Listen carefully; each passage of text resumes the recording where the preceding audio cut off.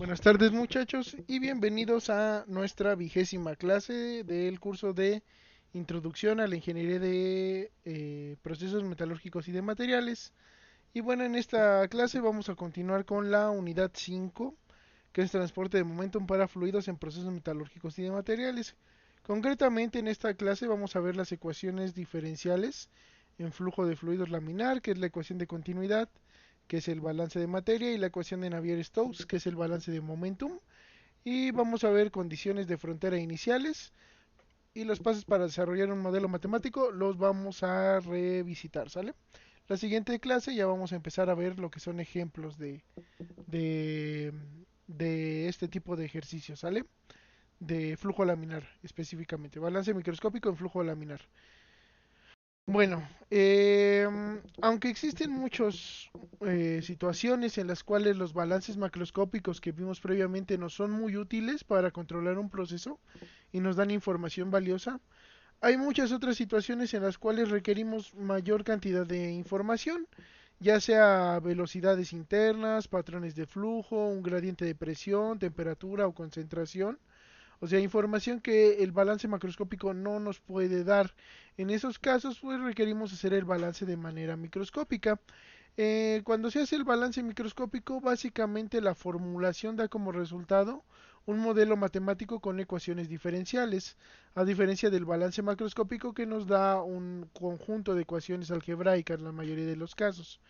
En el caso particular de la dinámica de fluidos, pues nosotros podemos resolverlo para flujo laminar o turbulento. En el caso de flujo laminar, únicamente requerimos la ecuación diferencial de conservación de masa, que se denomina ecuación de continuidad, o la ecuación diferencial de conservación de momentum, que es la ecuación de Navier-Stokes. Son las dos simultáneamente, las dos se tienen que resolver porque la materia no se crea ni se destruye y la energía mecánica debe conservarse. Entonces las dos tienen que conservarse al mismo tiempo, se tienen que resolver simultáneamente. En el caso de que fuera flujo turbulento hay que adicionarle un modelo de turbulencia, como el que vimos en el ejemplo de la introducción. Pero para flujo laminar son estas dos, ¿sale? Vamos a empezar desarrollando un poquito la ecuación de continuidad. Para ello consideremos un dominio de fluido infinitamente pequeño, ¿sale? En el cual vamos a hacer un balance de materia o de masa. El balance pues va a tener esta forma, ¿no? Entradas menos salidas igual a la acumulación, porque al no haber reacciones nucleares no va a haber términos fuentes, ¿sale? Esto es para el balance de masa total, ¿sale? Si fueran especies químicas, sí podrían tener un término fuente, como es el balance de masa, de la masa total de nuestro sistema, no lo lleva, ¿sale? Como tal. Bueno, en este caso, pues hay entradas o salidas en dirección X, ¿sale? Estas que venían siendo la densidad por la velocidad por el área transversal, ¿sale? Sería el flujo de entrada o de salida, dependiendo de dónde lo estemos evaluando. Entonces lo podemos evaluar en X o en X más delta X. Entonces, estas serían entradas y salidas en dirección X, ¿sale? De esta manera. ¿Qué unidades tendrían? Pues el área metros cuadrados, densidad kilogramos sobre metro cúbico, velocidad en metros sobre segundo. Serían kilogramos sobre segundo las unidades finales, ¿sale? Es un flujo másico. En dirección Y también tendríamos esa misma, ¿no? El área transversal por la densidad por la velocidad, ya sea evaluada en Y o en Y más delta Y, dependiendo cuál sea la entrada y cuál sea la salida. Y finalmente en dirección Z también teníamos un flujo másico de entrada y un flujo másico de salida. Además hay que considerar la acumulación que lo habíamos planteado y la acumulación es el cambio en la densidad con respecto al tiempo, multiplicado por el volumen de nuestro sistema, ¿no? De tal manera que tendríamos el cambio en masa con respecto al tiempo. Si agarramos todas las entradas y salidas en cada una de las direcciones y lo igualamos con la acumulación, obtenemos esta ecuación, ¿no? Si dividimos todo por unidad de volumen, tendríamos este desarrollo y bueno, considerando que el volumen es infinitamente pequeño, esto de aquí podremos convertirlo a una ecuación diferencial, ¿sale? De esta forma, Esto tiene la forma de una derivada, nada más que en la derivada pues sería este menos este, por lo tanto aquí tenemos un signo negativo, ¿sale? Entonces llegamos a esta ecuación diferencial, que es la ecuación diferencial de balance de materia o ecuación de continuidad. Entonces tenemos entradas menos salidas en X, entradas menos salidas en Y, entradas menos salidas en Z en forma diferencial, igual a la acumulación, que es el cambio con respecto al tiempo de esa masa.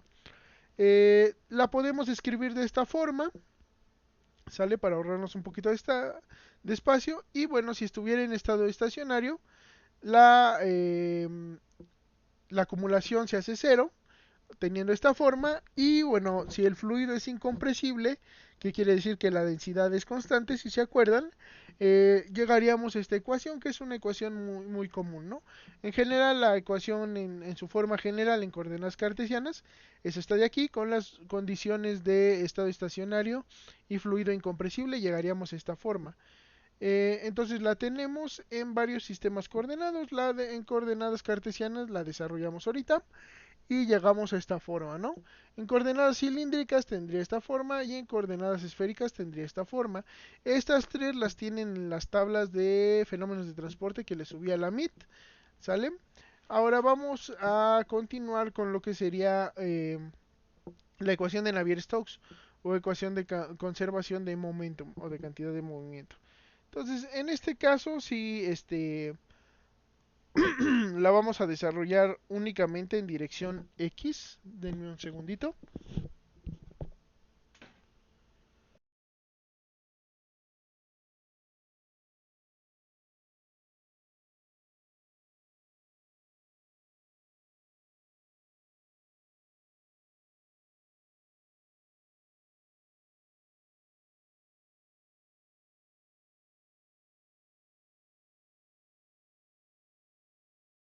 Perdón, es que me duele un poco la garganta, pero bueno.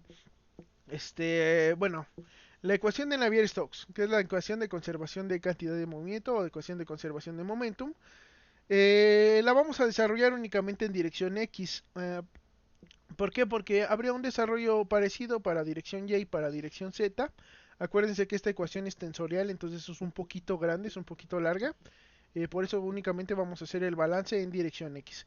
Entonces nuevamente vamos a considerar un elemento infinitamente pequeño de fluido, ¿sale? Donde el volumen tiende a cero. Y en este caso sí tenemos términos fuentes, ¿sale? Entonces vamos a considerar entradas menos salidas de momento, de cantidad de movimiento, que podemos escribir como la densidad por la velocidad en X, ¿sale? Entonces, entradas menos salidas de momento en la dirección X, este es el momento en dirección X. Iría multiplicado por la velocidad en X, ¿sale? Acuérdense que este es el flujo de momento convectivo. Entonces el momento debido al movimiento que tiene el fluido en esa dirección. Entonces las entradas sería la densidad por la velocidad en X, que es el momento, por la velocidad en X evaluada en X, que es el momento que le transfiere esta velocidad, eh, menos las salidas, ¿no? Que sería el momento en X multiplicado por la velocidad en X evaluada en X más delta X. Entonces este es el momento que sale. Todo multiplicado por el área en el cual se está transfiriendo, ¿sale? Que es delta Y por delta Z. Ajá. Eh, en este caso el momento en X pues también se ve afectado por la velocidad que tenga en las demás direcciones el fluido. Por lo tanto, tenemos un componente debido a la velocidad en Y, un componente debido a la velocidad en Z y el componente debido a la velocidad de X, que es el que ya trabajamos. Entonces vean que es el momento en X multiplicado por la velocidad que lleva el fluido y va multiplicado todo por el área, ¿sale? Entonces tenemos entradas y salidas de momento debido a la convección, ¿sale? Este paquete de fluido está en contacto con otro paquete de fluido, entonces ese es el que le está transfiriendo el momento, por así decirlo, ¿sale? Bueno, además del momento, también tenemos todos los esfuerzos que pueden llegar a mover nuestro fluido. Nosotros ya desarrollamos el tensor de esfuerzos en la unidad pasada. Entonces, en este caso, lo que vamos a hacer es evaluarlo, ¿no? Entradas menos salidas de esfuerzos en dirección X en dirección X, todos son en dirección X, ¿sale? Este, pero el área que, que está en contacto es diferente, ¿sale? Entonces es el que está en dirección X, ¿sale? Que pega en el área normal a X, ¿sale? Es el esfuerzo normal al área normal a X y la dirección X, ¿sale? Este de aquí, este de aquí. Después tenemos los esfuerzos normales a Z, que serían sobre esta área, en dirección X, que de la dirección X es esta, entonces sería este de aquí, ¿sale? Evaluado en Z más delta Z. Y tenemos los que están en dirección Y, entonces esfuerzo normal al área Y, que es esta de aquí atrás, en dirección X. Y la dirección X es esta. Entonces, evaluado en Y sería esta flechita de aquí. Entonces, tenemos todas esas entradas sobre salida. Tenemos un esfuerzo cortante, por así decirlo, que es el que está en la misma dirección que el área. Un esfuerzo normal, que es el que está en la misma dirección que el área. Y dos esfuerzos cortantes, ¿sale? Que sería el que está sobre el área Y en dirección X y sobre el área Z en dirección X también.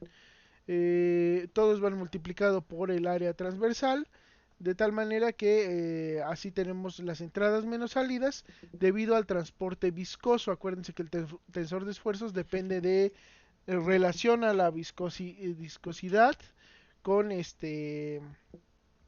con el movimiento del fluido, ¿sale? Y la viscosidad que damos que es la constante de proporcionalidad que nos indica qué tan bueno es el fluido para transferir momentum. Entonces, este es el transporte viscoso, este es el transporte convectivo de momentum. Además, tenemos que considerar el gradiente de presión en dirección X. Entonces, simplemente evaluamos la presión en X y en X más delta X y multiplicamos por el área de aplicación, ¿no? De dicha presión. Bueno, tenemos los términos fuente que dijimos que en este caso sí los íbamos a considerar aquí en esta expresión. El término fuente más popular o más usado es la gravedad, que es una fuerza, ¿no? Entonces en este caso van por unidad de volumen, multiplicas por el volumen y sería la densidad por esa fuerza. Puede ser la gravedad, por ejemplo. Finalmente tenemos la acumulación, que es el cambio en el momento en dirección X con respecto al tiempo. Y bueno, como va por unidad de volumen, también lo multiplicamos por volumen. En dirección X entonces el balance de momentum tiene las entradas menos salidas convectivas, entradas menos salidas difusivas, las entradas y salidas debido al gradiente de presión, los términos fuente, que puede ser cualquier fuerza de cuerpo que se resienta en todo el volumen del fluido, y la acumulación, que es el cambio del momento en dirección X con respecto al tiempo. Si dividimos todo por unidad de volumen, llegamos a esta forma que ven tiene la forma de una diferencial, ¿no? Este lo podemos convertir a una diferencial si consideramos el límite cuando todo tiende a cero, y de esta manera llegaríamos a la ecuación diferencial de momentum en dirección X, es esta. Pero es un tensor, entonces también necesitamos un balance en dirección Y y un balance en dirección Z, de tal manera que la ecuación de Navier-Stokes o de conservación de momentum en coordenadas cartesianas son este conjunto de tres ecuaciones, ¿sale? En dirección X, en dirección Y y en dirección Z, donde el tensor de esfuerzos, que es el flux o el flujo o es el momento debido a la difusividad, eh, queda definido de esta manera, que es el tensor de esfuerzos que ya habíamos visto en clases pasadas. Lo podemos hacer, bueno, si el fluido es incompresible, que quiere decir que la densidad es constante y además, espérenme, déjenme ver, la fuerza de cuerpo, antes de pasar eso. La fuerza de cuerpo que más popular es o la que van a considerar más es la gravedad, ¿no? Entonces la densidad por la gravedad sería ese término fuente, ¿sale? Eh, que es esta de aquí. Entonces, bueno, en la ecuación vendría esto, el tensor de esfuerzos es el que ya vimos, en coordenadas cartesianas sería este, y bueno, si consideramos fluido incompresible y newtoniano, tomaría esta forma, ¿sale? para fluido incompresible y newtoniano tomaría esta forma, donde el tensor de esfuerzos desaparece para dar paso a esto, que es la segunda derivada con respecto a la posición, multiplicado por la viscosidad. Esta es la forma que más van a usar, que sería para fluido incompresible y newtoniano. Casi es muy difícil que se encuentren con un fluido que sí requiera que ustedes trabajen el tensor de esfuerzos. Esas son las suposiciones que tendría su modelo matemático, ¿sale? Fluido incompresible y newtoniano.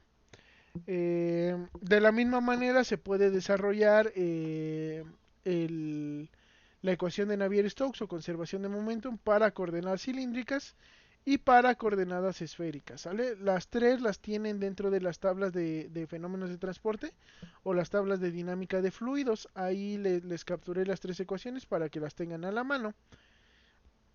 Entonces, ¿cómo se van a trabajar? Pues ya en los ejemplos lo vamos a ver más constante, ¿no? Ahorita lo que nos interesa es que tenemos unas ecuaciones gobernantes que vamos a usar para resolver problemas microscópicos o balances microscópicos en flujo laminar, que es la ecuación de continuidad, ¿sale? Y la ecuación de Navier-Stokes, ¿sale? En cualquier coordenada que tengamos que resolver el problema. Ahora, dentro de el desarrollo de, de un modelo matemático, eh, tenemos las condiciones de frontera y condiciones iniciales. Las condiciones de frontera son puntos del sistema donde conocemos perfectamente el comportamiento del mismo. Las condiciones iniciales solo son requeridas en estado transitorio y básicamente es cómo se encuentra el sistema en un instante de tiempo particular. ¿Sale? Queremos saber qué velocidad tiene el mismo, qué temperatura tiene el mismo, es constante, tiene un gradiente. Entonces, es un instante de tiempo en el cual conocemos toda la información del sistema. Las condiciones de frontera son regiones del modelo, son fronteras del mismo, en donde conocemos cómo se va a comportar el mismo, dependiendo de qué ecuación de balance estemos resolviendo. Por ejemplo, si fuera energía térmica, a lo mejor una temperatura en una frontera que esté aislada, que sea adiabática. Entonces son regiones donde nosotros conocemos perfectamente cómo se va a comportar. Condiciones iniciales son instantes de tiempo donde sabemos exactamente cómo es el sistema en todas sus variables. Eh, Estas condiciones iniciales nos sirven para iniciar el cálculo en estado transitorio y las condiciones de frontera se requieren en todos los modelos matemáticos porque nos ayudan a poder desarrollar lo que es el interior del sistema, ¿sale? En el caso de las ecuaciones de continuidad y Navier-Stokes, también requerimos condiciones de frontera iniciales para la resolución del modelo matemático, dependiendo si es transitorio o estacionario. Si es estacionario, pues no requerimos condiciones iniciales. Entonces vamos a ver rápidamente un ejemplo de qué es una frontera, ¿sale? Entonces veamos un ejemplo. Tenemos este artículo, análisis de transitorios dentro del Tondish en líneas de colada continua para la fabricación de acero. Entonces, básicamente el artículo trabaja un modelo matemático de un distribuidor de colada continua. Y bueno, este sería su dominio computacional, ¿no? Vean aquí en su geometría que señala ciertas regiones, ¿no? Señala una superficie libre a una altura h, señala un stroke de entrada, que es esta región de aquí, un turbo stopper, que es aditamento que se le adiciona para inhibir turbulencia hasta cierto punto, y señala estas salidas, ¿no? Que son los EN que van hacia lo que es el molde de colada continua. Entonces, estas de aquí es la geometría, lo que va a trabajar. Tiene varias paredes, ¿sale? Su Tondish. Y bueno, estas son las condiciones de frontera que está considerando este el autor en su modelo, ¿no? Entonces, las paredes son una condición de frontera, ahí sabemos cómo se va a comportar el fluido. En la parte de arriba está considerando que hay una presión atmosférica, hay una salida con presión atmosférica, tiene una cierta simetría, como el modelo tiene simetría, consideró lo mismo al momento de resolverlo, entonces está resolviendo únicamente un cuarto del modelo para ahorrarse tiempo computacional, tiempo y esfuerzo computacional, y bueno, porque pues va a presentar simetría, ¿no? Entonces esas serían también fronteras, esas simetrías serían fronteras. Aquí la salida y la entrada también son fronteras. Entonces él sabe el flujo que va a entrar aquí y sabe cómo se va a comportar la salida. Y bueno, el turbostopper es una pared, ¿no? Entonces, ¿qué fronteras hay aquí? Hay paredes del Tondich. Está esta salida que está abierto a la atmósfera y va a tener una presión atmosférica. Están las simetrías, que serían las otras fronteras, y bueno, están las entradas y salidas. Eso le permite resolver el modelo computacional. Al conocer la velocidad de entrada y la presión, a lo mejor la presión manométrica de la salida, pues el modelo va a poder predecir lo que pasa en el interior, ¿no? O sea, al conocer el comportamiento en las paredes, el comportamiento en la parte de arriba, resolver las ecuaciones diferenciales nos va a dar como resultado conocer lo que pasa al interior del mismo. Entonces requerimos las fronteras para saber de dónde inicializa el cálculo o cuáles son los esfuerzos que hacen que este fluido se mueva, ¿sale? Justamente esa entrada lo que nos va a dar es una velocidad que va a hacer que el fluido se mueva hacia la salida.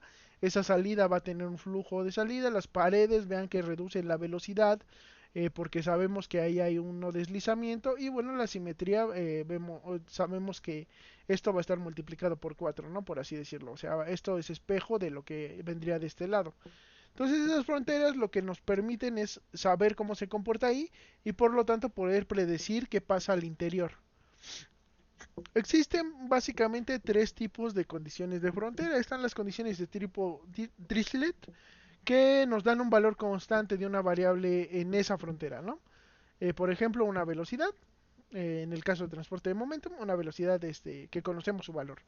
Están las condiciones de tipo Newman, que nos dan el valor de un gradiente, una divergencia o de un flux en una frontera o en una región dada del sistema, ¿no?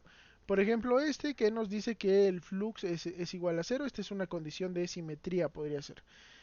Y hay condiciones mixtas, ¿no? Condiciones de frontera mixtas, que es la combinación de una condición de tipo Dirichlet y una condición de tipo Newman. Tienen esta forma normalmente, ¿no? A por una velocidad o A por una constante, más B por un gradiente, ¿sale? Eh, una misma frontera puede tener el valor de distintas variables. Puede haber más de una condición de frontera si se resuelve más de una ecuación gobernante. Entonces tengan en cuenta eso. Por ejemplo, si aquí además del momento me estuviéramos transfiriendo el calor, a lo mejor ponemos en las paredes algún coeficiente de transferencia de calor por convección para simular esas pérdidas de calor. A lo mejor ponemos una temperatura constante en la entrada. Entonces hay que poner condiciones de frontera para cada ecuación de balance que se vaya a resolver. Para cada ecuación de diferencial que se vaya a resolver, ¿no?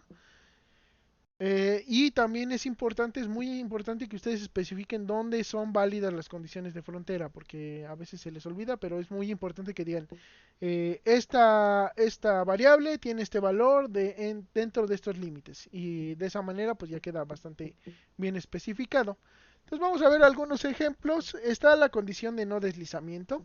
Entonces cuando el fluido entra en contacto con una pared sólida, una pequeña capa del mismo va a adquirir la velocidad de esa pared, ya sea una velocidad, cuando es una pared móvil va a adquirir una velocidad diferente de cero, cuando es una pared estática va a adquirir una velocidad de cero.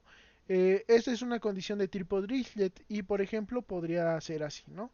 La velocidad en x en y igual a cero, que es esta región de aquí, es igual a cero, o la velocidad en x en y igual a y es la velocidad de la placa, ¿no? Eso es una condición de no deslizamiento.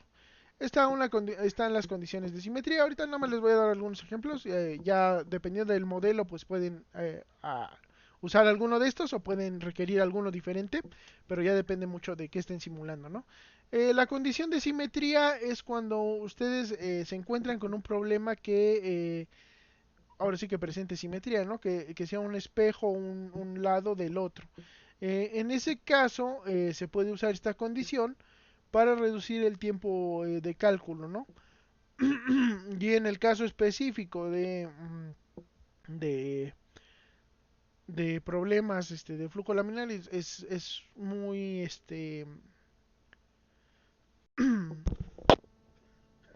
muy socorrida, perdón. Bueno, esta es una condición de tipo Newman y básicamente lo que dice es que no hay transferencia de momentum entre esta cara de nuestro sistema y esta cara. ¿Por qué? Porque no se puede transferir momentum entre un plano de simetría y el otro. De esa manera dice que el flujo de momentum de un lado al otro es igual a cero, porque uno es espejo del otro, entonces no se transfieren momentum entre sí, ¿sale? Muchas veces va a haber, en coordenadas cilíndricas, va a haber condición de simetría angular. En ese caso se llaman sistemas axisimétricos o simétricos en el eje. Y en ese caso la condición eh, también va a haber condición de simetría, ¿no? Angular. Entonces, en realidad aquí no sería con respecto a z, sería con respecto al ángulo. Este, y sería esa condición de simetría angular, ¿sale? En sistemas axisimétricos. Eh, con respecto al ángulo, ¿sale? Ahora, condición de superficie libre. Ok, hay una diferencia de viscosidad muy grande entre lo que es una fase líquida y una fase gaseosa. Entonces, esa diferencia de viscosidad hace que prácticamente la transferencia de momentum que hay del gas hacia el líquido sea despreciable. Por lo tanto, podemos usar esta condición donde el flux de momentum en la superficie libre, que es donde está el gas, sea igual a cero. Es una condición también de tipo Newman. Y bueno, se debe a eso, ¿no? A que la viscosidad del gas es mucho menor, por lo tanto la transferencia de momentum entre el líquido y el gas es despreciable y podemos usar esta misma condición que se parece mucho a la de simetría, si se fijan, solo que la explicación del por qué pasa es diferente y hay que tenerlo muy en cuenta. Además tenemos condiciones de entrada o salida. En muchas ocasiones podemos tener flujos, gradientes o alguna información en entradas o salidas, ya sea velocidades, presión manométrica, de tal manera que podemos tener condiciones de tipo Dirichlet, Newman o mixtas incluso, ¿no? Para las entradas y las salidas del sistema. Y bueno, finalmente, las condiciones iniciales describen el sistema en un momento de tiempo dado. Y bueno, esa descripción incluye que nosotros podamos conocer velocidades, gradientes de presión, que parta del reposo, que quiere decir que la velocidad es cero, que conozcamos la masa del fluido en el sistema, a lo mejor si estamos haciendo un vaciado, un llenado. Entonces, tenemos que saber cómo se comporta en un estado específico. Y bueno, ya nada más para finalizar, vamos a volver a revisitar lo que es los pasos para desarrollar un modelo matemático que incluyen la introducción, objetivos e hipótesis, que ya sabemos que eso es más para un reporte cuando están desarrollando un modelo más formalmente. Tenemos el planteamiento del problema, que quedamos que era describir exactamente en qué punto del sistema o cuál va a ser nuestro dominio en el cual nos interesa hacer el balance. Tenemos el planteamiento del modelo, que incluye suposiciones, que es qué tan cercano estamos a la realidad, las ecuaciones gobernantes, que ya vimos aquí dos ejemplos, que por ejemplo la de continuidad y la de Navier-Stokes, condiciones de frontera, que ahorita ya vimos un poquito a qué nos referimos con eso, condiciones iniciales en caso de que sea un modelo en estado transitorio, y los materiales, que más que nada nos interesarían las propiedades. En el caso específico de transporte de momento nos interesa la densidad y la viscosidad. Eh, Dentro de la metodología de solución podemos hacer una resolución matemática del sistema de ecuaciones, que es como vamos a trabajar estos balances de flujo laminar, o el uso de un software CFD, que posiblemente lo veamos en la unidad 6, ¿sale? Un ejemplito de esto. Ahora bien, esta parte está muy limitada. Las ecuaciones diferenciales son muy difíciles, muy complicadas de resolver. eh, con exactitud si no se tienen muchas suposiciones. Entonces, por ende, estamos un poquito limitados a la complejidad de los problemas que podemos resolver. Es por ello que muchas veces usamos el software CFD, porque los sistemas actualmente son muy complejos, o sea, los modelos son muy complejos, requerimos forzosamente esta herramienta para simular un sistema metalúrgico que se caracterizan por ser muy complicados. Entonces, bueno, en ese caso, pues usamos un software CFD. Resultados y análisis de resultados, pues aquí vamos a obtener los resultados de nuestro modelo. Y bueno, están las conclusiones y las referencias. Como ya les dije, a nosotros nos interesan, más que nada, el planteamiento del problema sería como el enunciado.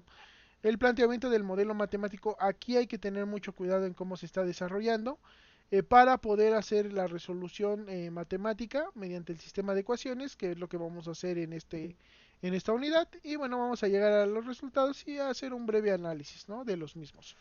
Más que nada para entender un poquito de cosas.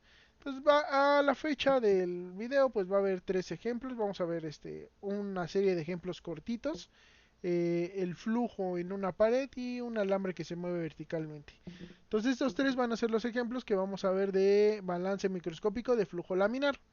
Van a estar subidos en la página de Amit. De todas maneras, van a estar en video también las explicaciones para que los consulten. Entonces sería todo por esta clase, muchachos.